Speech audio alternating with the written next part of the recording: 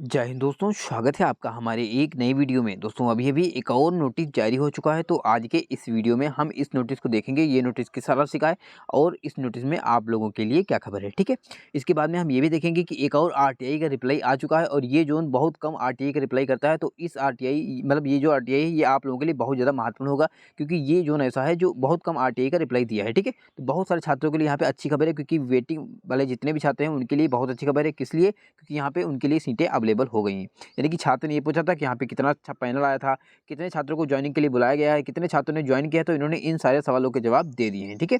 तो ये आरटीई आप लोगों के लिए वेरी वेरी इंपॉर्टेंट आरटीई बन जाता है। तो चलते हैं वीडियो को आगे लेकर बात करते हैं बारी-बारी से सभी अपडेट्स की। लेकिन उससे पहले अगर आपने चैनल को सब्सक्राइब नहीं किया है, सभी लोग चैनल को सब्सक्राइब जरूर कर लेंगे, ताकि आपको ऐसे important video time to time मिलते रहे।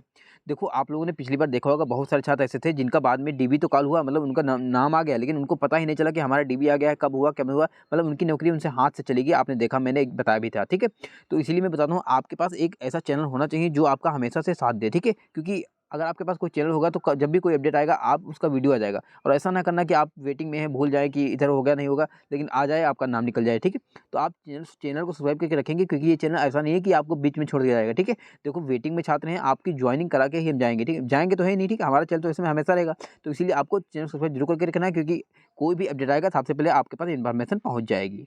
अच्छा, आप लोगों को ये भी पता होगा, हमारा एक टेलीग्राम ग्रुप है जिसका लिंक वीडियो के डिस्क्रिप्शन बॉक्स में दिया गया है। सभी छात्र टेलीग्राम पे जरूर पहुंच जाएंगे, ठीक है? आप चलते हैं वीडियो को आगे लेकर बात करते हैं अपडेट्स की। चलो, सबसे पहले हम बात करें, डब्ल्यूआर मुंबई की एक ऑफिशियल नोटिस आ चुकी है। और तो आपको ये आपको पता होगा कि यहाँ पे 4th डीबी आ चुका है, और ये 4th डीबी नहीं, ये 3rd डीबी है, ठीक है? अब यहाँ पे क्या हुआ था, यहाँ पे 4th डीबी आया था, इसमें बहुत सारे छात्र ऐसे थे जो एब्सेंट हो चुके हैं, ठीक है? कितने छात्र? करीब करीब 100 प्लस छात्र ऐसे हैं जो यहाँ पे एब्सेंट हो चुके हैं। अब यहाँ पे क्या लिखा है, रेलवे रिक्वायरमेंट है वेस्टर्न रेलवे। यहाँ पे लिखा है revise block date for document verification for 4th DB, ठीक है?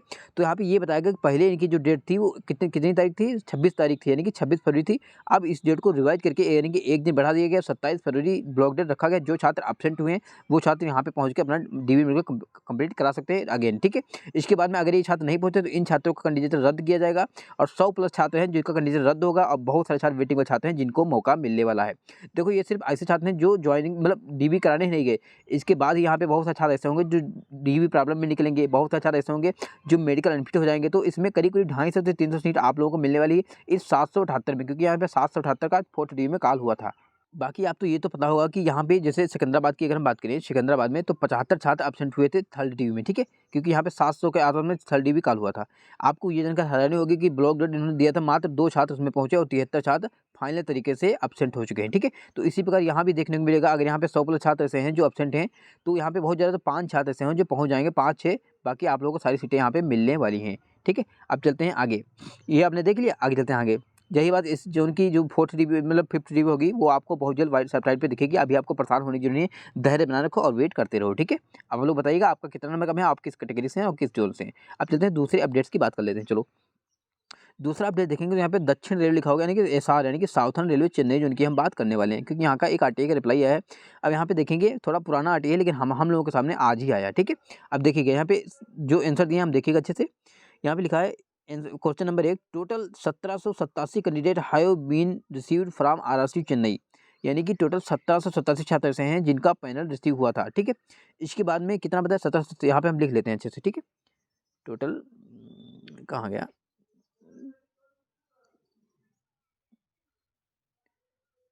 1787 छात्रों का पैनल यहाँ पे रिसीव हुआ था, यानी कि इतने का पैनल दिया था। अब देखिएगा, फिर उन्होंने ये बताया है, total 1738 have been called for joining, यानी कि कॉल के लिए 1738 छात्रों को बुलाया गया। कितने का?